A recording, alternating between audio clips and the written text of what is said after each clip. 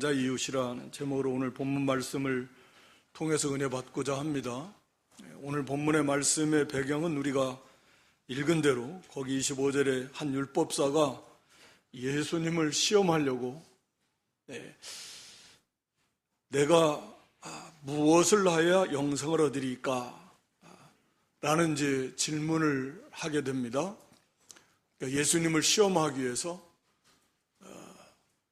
진실로 궁금해서 그런 것은 아닌 것 같고 자기는 안다라고 생각하고 있겠지만 사실은 모르는 거죠.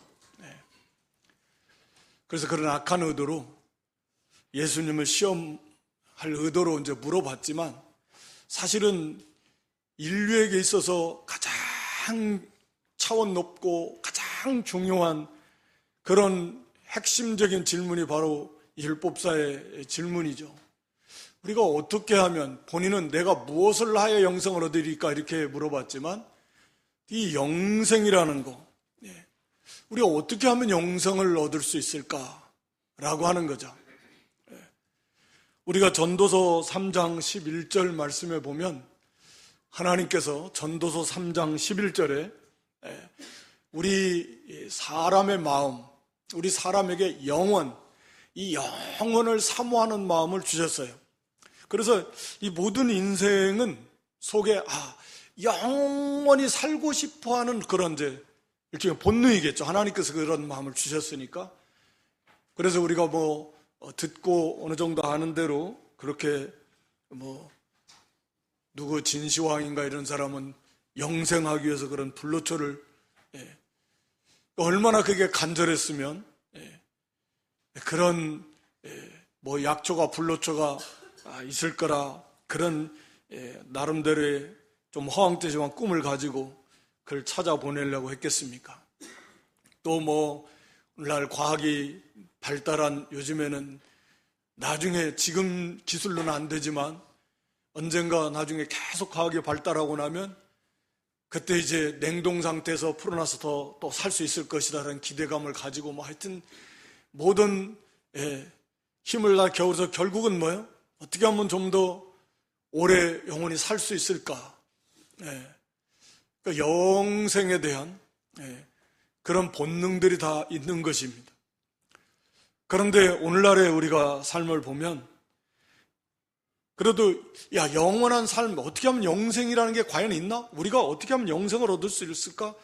나름대로 좀 이런 관심을 가지고 이걸 좀 찾아보려고 하고 이런 생각들 자체를 이 시대는 갈수록 그러겠지만 아예 못하게 하는 시대예요. 그러니까 과거에 흔히 우리가 철학자들로 알려진 그런 사람들의 그런 사람들도 물론 헛된 거지만 인간의 거기에 쏟은 거죠. 우리 인생에 어디 와서 어디로 가고 죽으면 어떻게 될 것이고 또 어떻게 하면 영원히 살 수 있는 길은 없을 것인가,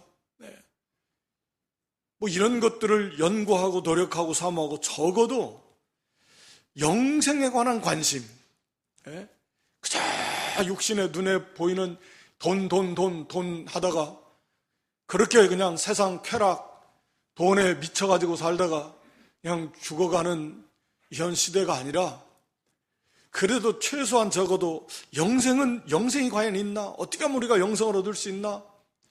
좀 이런 거에 대한 관심이라도 좀 가지고 그래서 좀 복음의 귀를 기울일 수 있는 그런 시대라고 하면 그래도 좀 더 많은 사람들이 우리가 전하는 이 복음의 귀를 기울이고 또 하나님이 그런 것들을 통해서 또 하나님께서 이렇게 구원하시겠는데 아예 이 시대는 그런 거에 관심 자체가 없어요. 보면 아예 종교에 대한 관심 자체가 없다 그러잖아요.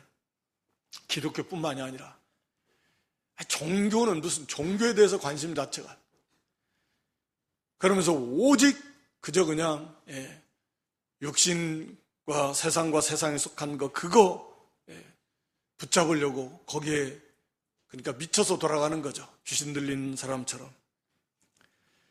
그러나 오늘 여기 율법사가 물어본 것처럼 사실은 이 영생에 관한 영생만 물론 있는 건 아니에요. 우리가 아는 대로 영생도 있지만 영벌도 있는 거예요. 이 둘 중 하나밖에 없는데 인생은 영원한 생명을 누릴 것이냐 아니면 영원한 형벌 가운데 있을 것이냐, 딱 이 두 가지밖에 없는 정말 중요한, 어떻게 표현할 수 없을 만큼 그런 중요한 문제인데, 오늘 여기 율법사는 이 문제를 예수님에게 물어봅니다. 그때 예수님은 이제 다시 답변을 하시면서 물어보시죠. 네가 율법사니까 율법에 무엇이라 기록되었으면 너는 어떻게 읽느냐? 율법을 연구하고 율법에 대해서 잘 아는 사람인데, 그러면 율법을 통해서 너는 그걸 어떻게 깨닫고 있느냐라고 하는 거죠. 율법에서 가르쳐 주는 건 뭐냐?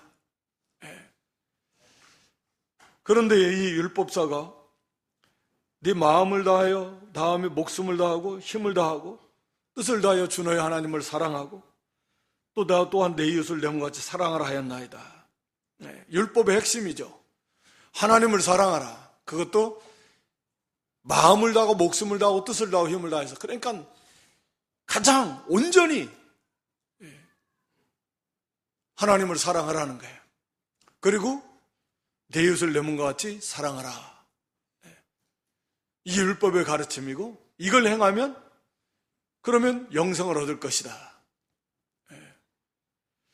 우리 주님께서 그렇게, 그래 네 말이 옳다, 그건 율법사가 바르게 깨달은 거예요. 율법의 핵심이니까 하나님 사랑하고, 하나님 사랑한 사람은 그 다음에 형제 사랑이 이어지는 건데, 하여튼 제일 큰 계명이 하나님을 사랑하는 거예요. 우리 인간의 그 존재의 목적 자체가 하나님의 영광이죠, 사실은. 그래서 하나님을 영화롭게 하는, 그 하나님을 사랑하고 하나님으로 즐거워하고, 하나님으로 즐거워한다는 건 모든 즐거움이 하나님께로부터 오는 거고, 즐거움의 그 궁극적 대상이 하나님이십니다. 그러니까 예수님은 네가 바르게 대답했다, 그러면 이제 그것을 행하라, 그러면 살 것이다 라고 이렇게 말씀을 주십니다.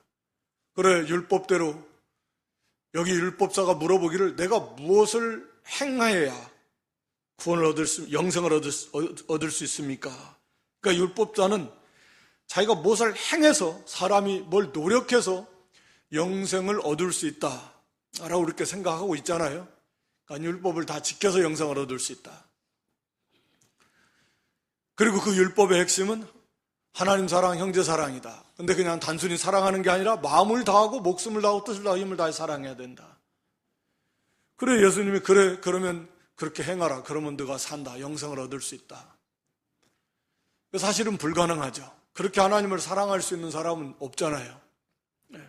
그런데 율법사는 자기는 그렇게 사랑하고 있다라고 생각하는 거예요. 그러니까 율법사는 뭐 그렇지, 율법을 지켜서 하나님을 사랑하고 형제를 사랑해 자기가 영생을 얻을 수 있다라고 생각을 하고 있겠지만, 맥락은 비슷한 겁니다. 모든 인생들이, 헛된 종교들은 자기들의 노력을 통해서 뭐 영원한 생명을 얻을 수 있다, 나름대로의 구원을 얻을 수 있다, 뭐 이렇게 노력하는 게, 그게 각종 뭐 이런 철학이나 잘못된 그런 우상들이나 이단들이나 뭐 그런 것들이죠. 진짜 그렇게 생각하는지는 모르겠지만 하여튼 그들이 주장하는 것들은 그런 거겠죠. 그래서 예수님께서는 그래, 그럼 그대로 행하라. 그럼 보통은 자신이 어떻게 그렇게 행할 수 있겠습니까? 행할 수 없는 거죠. 율법의 목적이라고 하는 것 자체가 자신의 죄를 깨닫는 것이고, 우리는 이걸 다 지킬 수 없구나. 그래서 나는 죄인이구나. 그러므로 나는 영생을 얻을 수 없구나. 내가 노력과 행하면 안 되는구나. 그래서 결국 자기가 죄인됨을 깨달아서 그리스도께로, 율법이 인도하는 그런 그리스도께로 나아가게 하는 거잖아요. 예수 그리스도. 그분께로 나아가서 구원을 받게 하는 게 그 율법의 가장 중요한 그런 목적이죠. 그런 다음에 이제 구원받은 성도가 그 율법을 감사해서 기쁨으로 하나님께 영광을 돌리기 위해서 그 율법을 지키는 것입니다. 구원받기 위해서 지키는 게 아니라, 오늘날 우리가 구원받은 성도들도 마찬가지죠. 똑같은 개념입니다.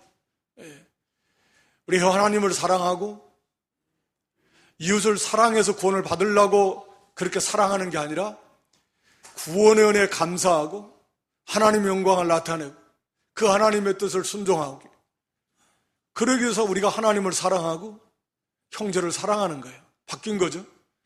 그걸 행해서 구원을 받으려고 하는 게 아니라 구원의 은혜에 감사해서, 또 그게 하나님의 뜻이고 하나님의 영광을 나타내는 일이어서 그게 의이고 그게 선이기 때문에, 그래서 우리가 이제는 당연히 하나님을 사랑하고 형제를 사랑하게 되는 것입니다. 그런데 이 율법사를 비롯한 모든 인생들은 자기의 노력으로 이렇게 구원을 받을 수 있다라고 하는 거죠. 그렇게 생각하고 가는 겁니다. 그러니까 여기 29절에 율법사가 뭐라고 합니까? 이 사람이 자기를 옳게 보이려고, 자기는 의인이다, 자기는 아주 하나님 앞에 인정받을 만한 그런 영생을 얻은 그런 사람이다 라고 생각하고 있는 거잖아요. 자기를 옳게 보이려고. 자기는 죄인이 아니에요. 나는 의인이다라는 거죠. 이런 율법을 다 자기는 지키고 있다 그 말입니다. 하나님도 사랑하고 이웃도 사랑하고 있다라는 거죠. 근데 그것을 이제 드러내려고 예수님의 통해서, 입을 통해서 그것을 자기를 좀 드러내고 싶어가지고, 그러면 내 이웃이 누굽니까? 이 사람이 기대하는 답변은 뭐겠습니까? 이 속에는 그래요, 하나님은 자기는 하나님을 사랑하는 거고, 그 다음에 이제 이웃을 사랑하라 그랬으니까 자기도 자기 생각에는 이웃을 사랑하는 사람인데, 그러면 예수님의 입을 통해서 내 이웃이 누굽니까? 라고 하면 자기 생각에는, 그래, 네가 율법사니까 자기가 생각하는 범죄에 따라서는 자기 가까운 그 같은 부류들 또는 동료들, 그게 이웃의 개념 아니겠습니까? 그래, 율법사면 동료 율법사, 아니면 좀 더 넓혀서 제사장, 레위인들, 서기관들, 장로들, 나름대로 유대 사회에서 인정받는 경건한 사람들, 존경받는 믿음의 종교 지도자들, 이런 사람들, 그게 끼리끼리 가까운 사람들이고, 이런 사람들 내 이웃이지 않겠느냐. 이런 아마 예수님의 대답을 원했는지 모르겠습니다. 그럼 저 당연히 사랑하고 있습니다, 이렇게 이제 대답을 하려고 생각을 할 건데, 그래서 자기는 내가 이런 사람이야, 제사장이나 또 서기관이나 또 이런 바리새인들 또는 이런 장로들, 레위인들, 아마 최대한 폭을 넓혀도 이제 유대인이겠지만, 그래서 자기를 옳게 보이려고 그런 생각을 가지고 있는 사람입니다. 그런데 이제 예수님께서 여기에서 사마리아 사람 이 비유를 통해서 이제 그것을 깨트려 주시려고, 사실은 또 이 진리를 밝혀 주시려고 이 비유의 말씀을 주시는 것입니다. 그래서 거기 30절에 우리가 잘 아는 대로 어떤 사람이 예루살렘에서 여리고로 내려가다가, 예루살렘은 해발 약 한 800여 미터 정도 높이 있는 것이고, 거기에서 실제적으로 지형적으로도 예루살렘에서 여리고는 이제 내려가는 길이 내려가는 길이에요. 거리는 대략 한 30km 후반. 그러니까 그 길 자체가 내려가다가 강도를 만났다, 실제로 험한 길이라 그래요. 산길도 있고 외지기도 하고. 그래서 예루살렘에 왔다 가는 사람들이 많을 거 아니에요. 예루살렘에 제사 드리러 왔다가 가는 사람, 절기 때는 말할 것도 없지만, 그러니까 그걸 노리는 도적대들, 강도떼들이 자주 출몰하는 곳이라고 합니다. 하여튼 간에 실제적으로 이렇게 예루살렘에서 여리고로 내려가다가 이런 일들이 빈번히 있었겠죠. 강도를 만났다, 그래가지고 그 옷을 벗기고, 다 옷을 벗겼다는 건 다 빼앗겠다는 거예요. 마지막 이제 그 옷까지도 다 벗겨버렸으니 가지고 있는 거 다 빼앗고, 심지어는 그 옷까지도 다 빼앗아 버리고, 그대로만 놔두는 게 아니라 죽도록 때려가지고 거반 죽게 돼서 놔두면 다 죽게 되는 거예요. 이제 거기도 도움 못 받으면 죽습니다. 어떡하겠어, 움직이지도 못하는데. 맹수의 밥이 되든지 상처가 덧나서 죽든지, 피가 계속 흘러서 과다출혈로 죽든지 굶어 죽든지 죽게 되겠죠. 그건 죽은 거나 마찬가지예요. 그리고 이제 근데 거기에 사람이 지나가다가, 한 제사장이 지나가다가 만났습니다. 그걸 봤습니다. 그런데 그냥 도와주지 않고 피해서 가버렸습니다. 레인이 가다가 또 그거 보고도 역시 그 사람도 도와주기는커녕 피해서 그냥 다 지나가 모른 척하고 가버렸습니다. 그런데 이제 이 사마리아 사람, 이 한 사람은 예루살렘에 왔다가 내려가는 걸로, 여리고로 내려가는 걸로 봐서 이 사람은 유대인이 분명한데, 당시 유대인은 사마리아 사람을 이방인처럼 대우합니다. 그래서 짐승, 즉 개처럼 부정한 사람들, 그래서 같이 이렇게 교제하지 않습니다. 아는 체도 않아요. 무시하고 멸시합니다. 그러니까 사마리아 사람도 거기에 대해서 유대인들에 대한 반감을 가지고 있는 거예요. 서로 원수같이 여기는 겁니다. 그런데 그 사마리아 사람이 지나가다가 여행하다 그 사람을 만나서 치료해주고, 주막이라고 했지만 오늘날로 말하면 이제 숙식을 이렇게 자면서 또 식사하면서 돌볼 수 있는 그런 곳입니다. 그런 여관, 옛날로 말하면 그런 곳으로 데려가서 돌봐주고 돈을 줘서 치료를 부탁하고, 이미 치료는 됐지만 다 기력이 회복할 수 있도록 좀 돌봐주고, 자신이 돌아올 때 이거 돈이 더 들면 갚아주겠다 라고 돈을 주고, 그리고 여행의 길을 떠났습니다. 이게 이제 사마리아 사람. 그래서 이제 이 비유를 들어서 예수님께서는 이제 답변하시는데, 물어보시는데, 네 의견에는 이 세 사람 중에 누가 강도 만난 자의 이웃이 되겠느냐 라고 하는 것이죠.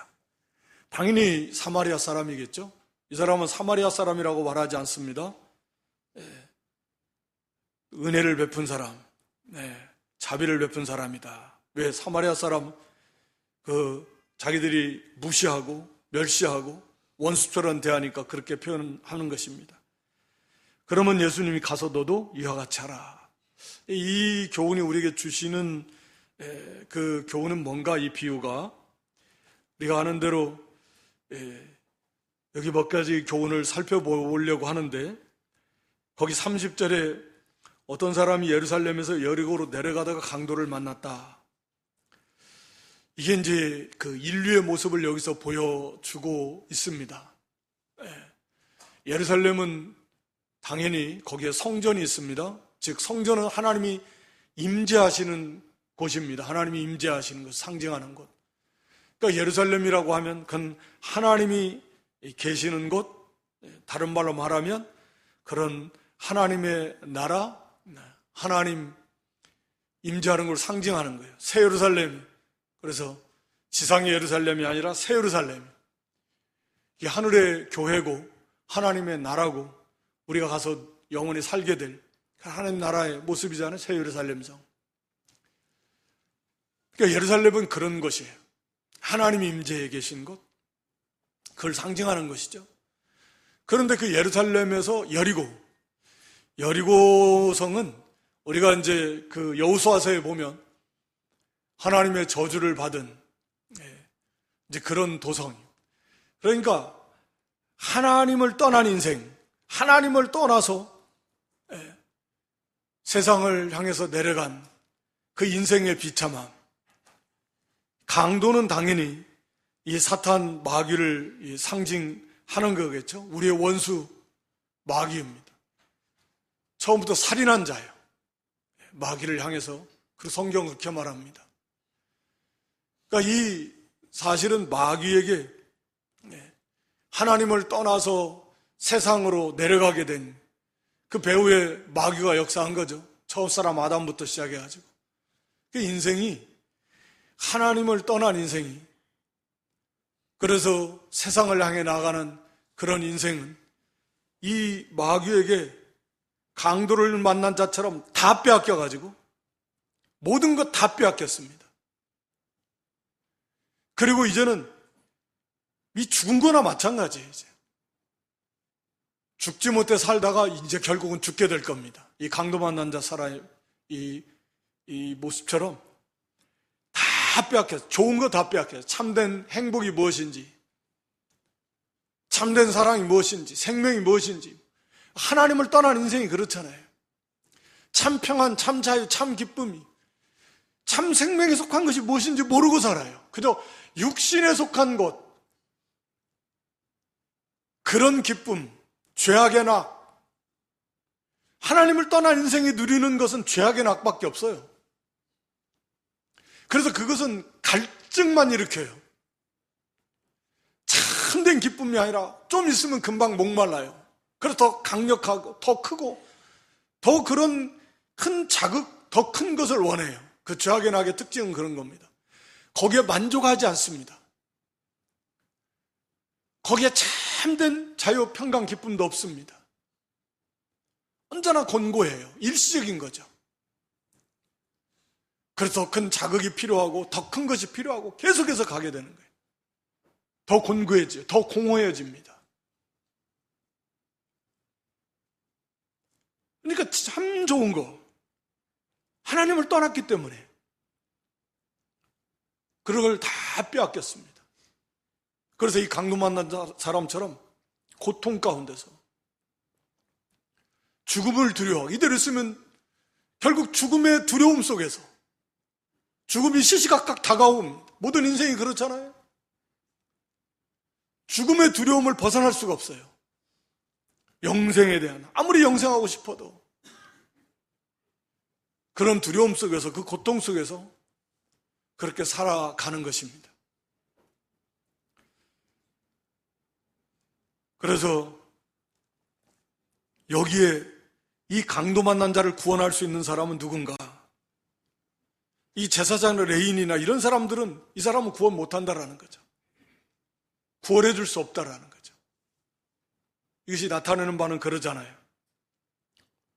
심지어 이 사람들은 하나님을 섬긴다라고 하는 사람들입니다.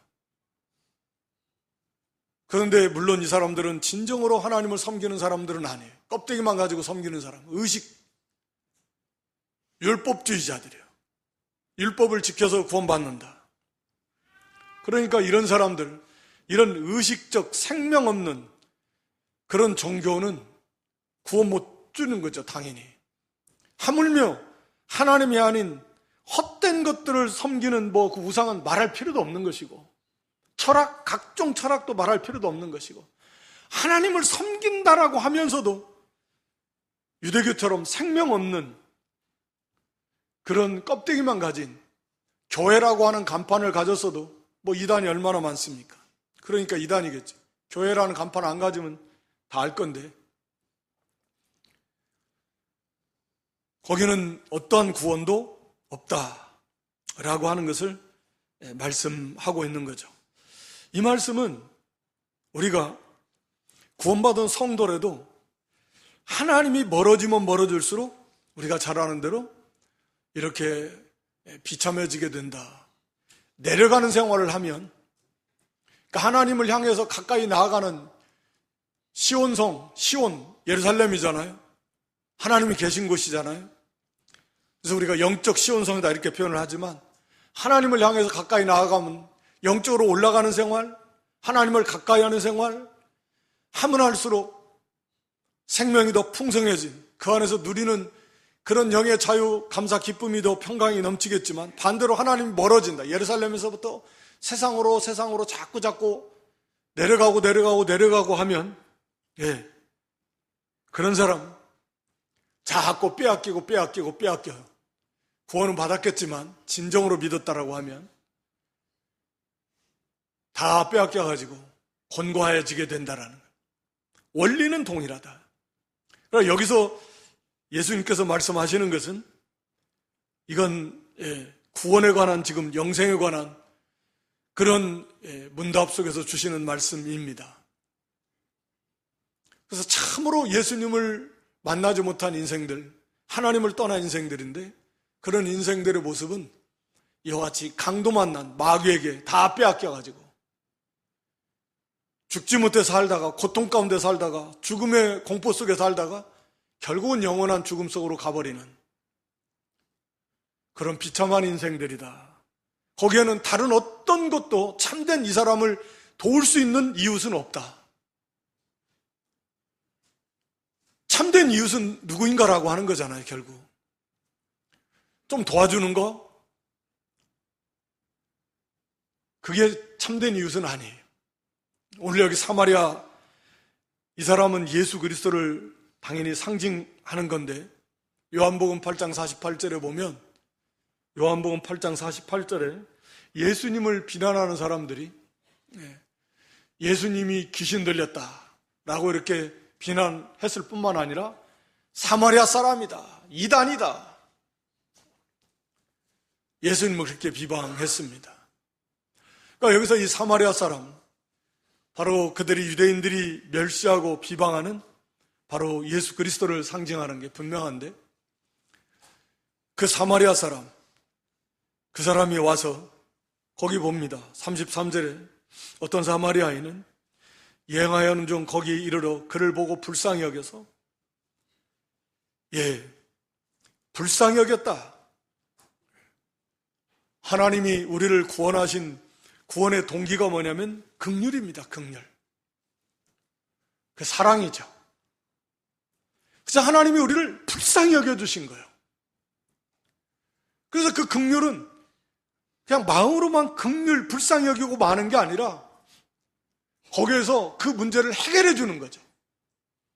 그게 하나님의 긍휼입니다. 그러니까 하나님께서 우리를 긍휼히 여겨주신 거예요. 하나님의 그 무조건적인 사랑이죠. 수없이 많은 사람들이 있는데 왜 하나님이 나 같은 것을 우리를 긍휼히 여겨주셨을까? 왜 하나님 그렇게 긍휼히 여겨주고 싶으셔서. 조건이 우리에게 있겠습니까? 우리가 잘 아는 대로 다 똑같아요. 정말 똑같습니다. 아니면 더 악하든지 조금 더 나은 게 없는 거예요. 다시 말하면 긍휼을 입을 만한, 구원받을 만한 이유나 조건이 단 하나도, 단 0.0001%도 없는 거죠. 없습니다. 그저 하나님께서 불쌍히 여겨주셨는 거예요. 왜 나를 불쌍히 여겨주셨는지 우리는 알 수가 없어요. 왜 나 같은 것을 불쌍히 여겨서 구원해 주시는지. 그래서 하나님의 그 기가 막힌 사랑이에요. 불쌍히 안 여겨주셔도 되는데 할 말이 없는데 왜 나를 하나님이 이렇게 불쌍히 여겨서 우리를 구원해 주시는지. 이런 놀라운 하나님의 긍휼을 받은 사람, 그게 성도입니다. 그 측량할 수 없는 놀라운 긍휼이 우리에게 와 있습니다. 그런데 그 사람을 통해서 그 하나님의 긍휼이 하나도 안 나간다라면 그게 말이 되겠습니까? 그 1만 달란트 탕감받은 것과 같은 어마어마한 그 하나님의 긍휼과 사랑을 받은 사람을 통해서 100데나리온 정도의 사랑과 긍휼도 안 나간다면 그게 어떻게 하나님의 긍휼을 받은 사람이라고 할 수 있겠냐 그 말입니다. 그래서 긍휼 없는 자는 긍휼 없는 심판을, 긍휼이 하나도 없다라고 하면 그 사람은 구원받는 사람이 아닐 것이다. 야고보서에서 말하고 있는 거예요. 우리가 팔복에 대해 살펴봤지만 성도의 그 자격 모습이에요. 긍휼히 여기는 자예요. 그게 긍휼을 받는 구원받은 사람이라는 거죠. 비록 불완전하죠. 형편없지만 그래도 그 사람을 통해서 하나님의 긍휼이 나가야 돼요. 이 놀라운 긍휼을 받은 사람, 이 사람은 자기와 같이 나중에 이 강도마서 이런 사람 만나면 긍휼을 베풀지 않겠어요? 가서? 자기가 그렇게 살아난 사람인데 당연히 가서 긍휼을 베풀겠죠. 이 레인이나 이 제사장, 그런 긍휼이 없는 사람, 하나님 모르는 사람이죠. 이런 긍휼을 받은 적이 없는 사람이에요.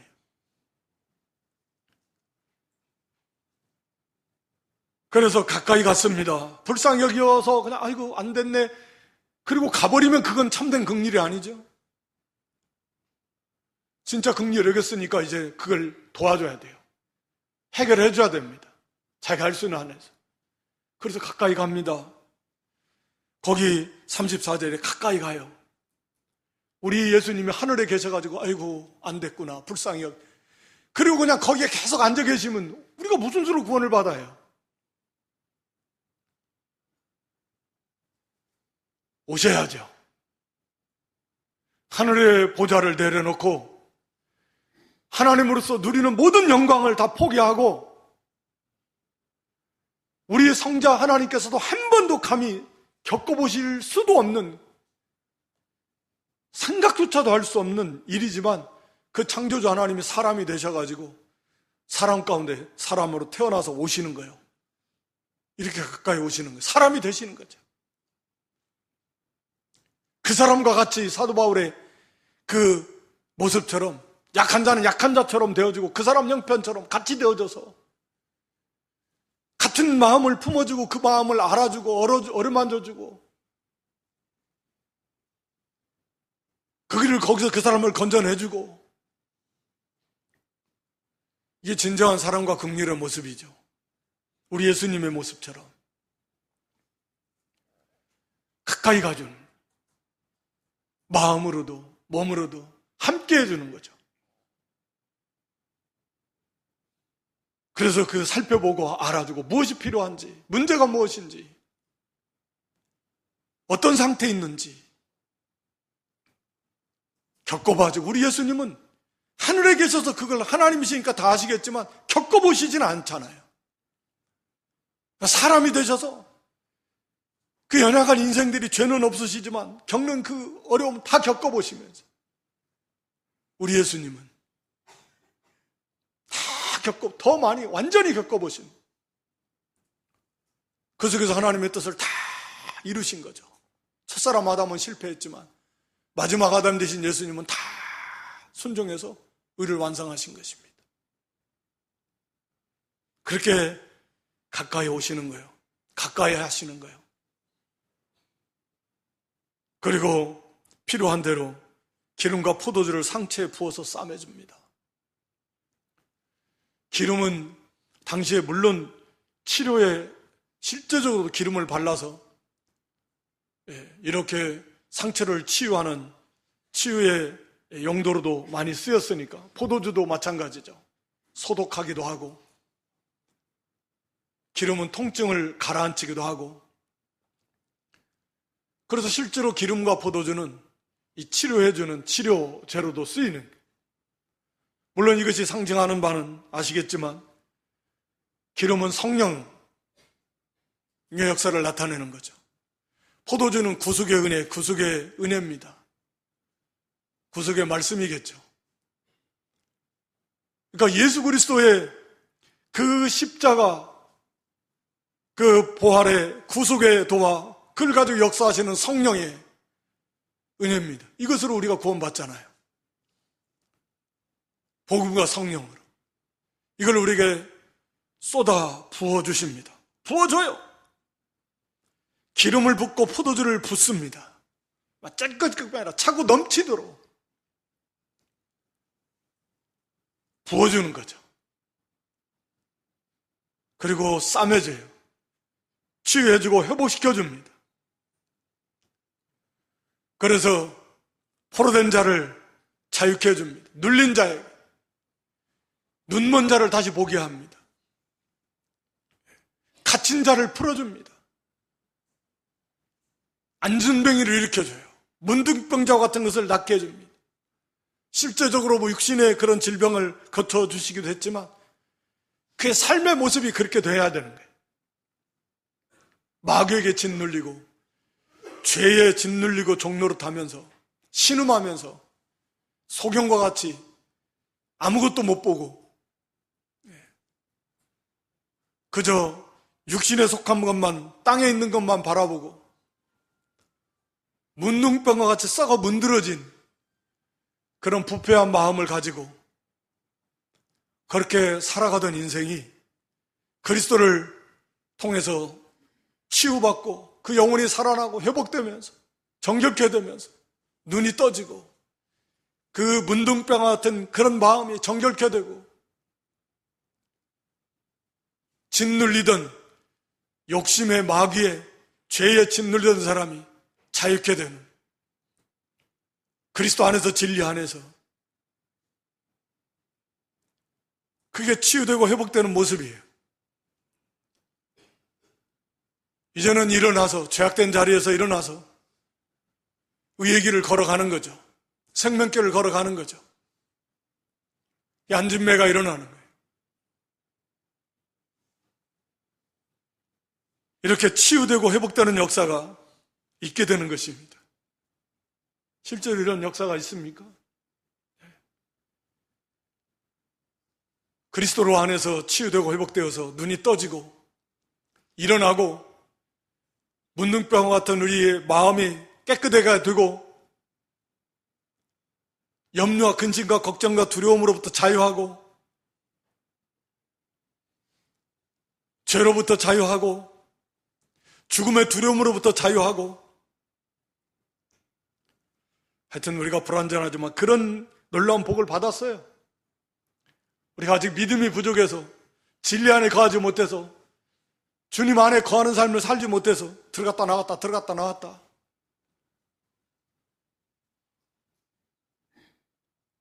우리에게 주신 구원이 그런 겁니다. 이 땅에서의 삶도 그런 거죠.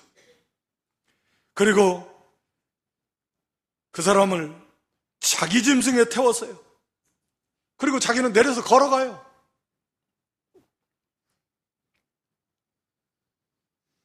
이거 완전히 예수님이 섬김의 자리에서, 낮은 자리에서 마치 종처럼 섬겨줘요.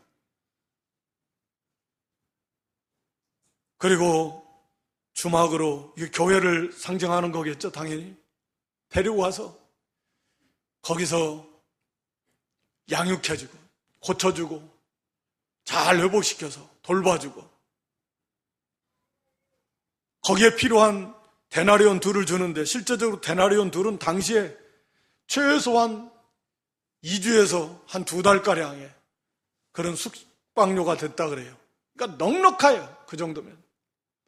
부족함이 없도록 하나님께서, 주님께서 교회에 모든 은사와 은혜를 부어주시오. 그래서 이 양떼들, 교회로 인도받는 양떼들을, 그런 이런 사람을 잘 돌봐주라는 거예요. 먹여주고 입혀주고 양육시켜서, 그래서 온전한 사람으로 만들어가는 이 교회의 역할이잖아요. 복음 전하는 역할, 구원받은 성도를 양육하는 역할. 여기에 부비가 더 들어가나? 하나님이 주신 것 위에 자기의 노력, 섬김, 희생, 수고, 노력한 이 충성, 이거 그에 들어가면 돌아올 때 반드시 재림 돌아오시는데 우리 주님이 갚아주시겠다. 갚아주실 것입니다. 거기에 수고한 거 갚아주실 것입니다. 반드시 갚아주실 것입니다. 자, 그러면서 예수님 물어보십니다.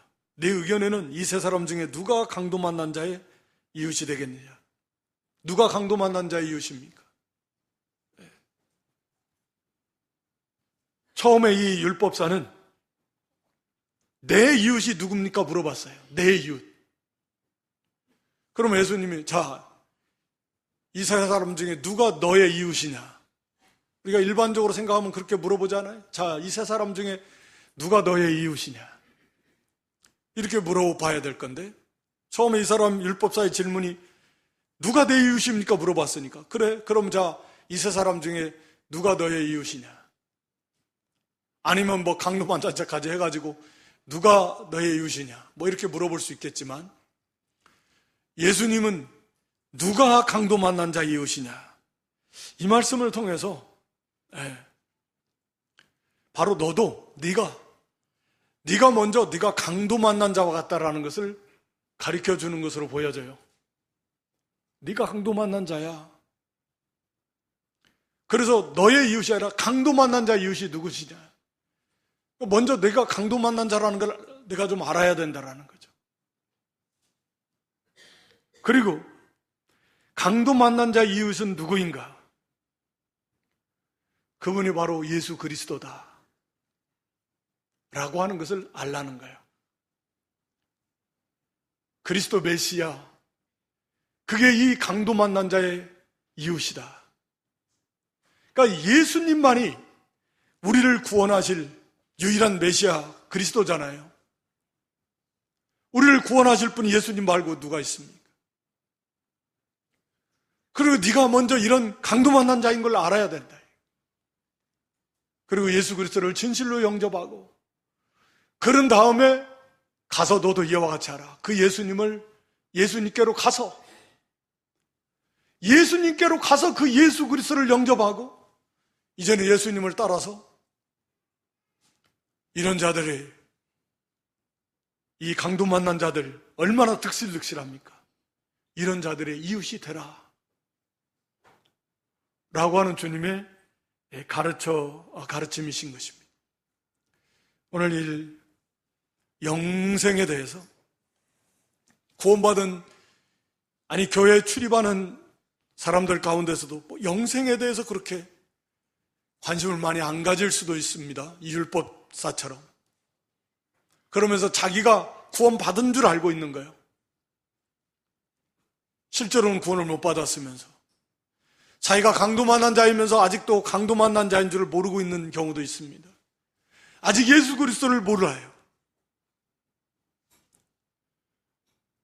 사마리아 여인의 비유를 통해서 예수님이 우리에게 어떤 사랑을 베풀어 주셨는가 하는 걸 다시 한번 깊이 깨닫고, 우리가 강도 만난 자처럼 이런 비참한 자리에 있었고 지금도 여전히 그 원리는 하나님을 떠나서 내려가는 삶을 살 때, 세상을 향해서 내려갈 때 우리의 삶은, 육신의 삶은 이렇게 비참해지게 될 것이고 영적으로도 곤고해지게 될 것이다 라고 하는 교훈은 우리에게 덤이고요. 이 놀라운 구원의 은혜를 베풀어 주신, 이 비참한 지경에서 구원해 주신 그리스도의 사랑을 좀 더 깊이 깨달아서 우리도 이제는 그리스도께로 온전히 좀 더 날마다 올라가는 삶을 살아서 그 그리스도의 사랑을 가지고 우리 주변에 정말 이 강도 만난 그의 이웃들이 얼마나 많은데 이들을 구원해주는, 그들의 문제를 진정으로 해결해주는 참된 강도 만난 자의 이웃 되신 예수님을 그들에게 전해줌으로써 그들의 이웃 되어주는 그런 저와 여러분 모두가 될 수 있기를 주님의 이름으로 축원합니다.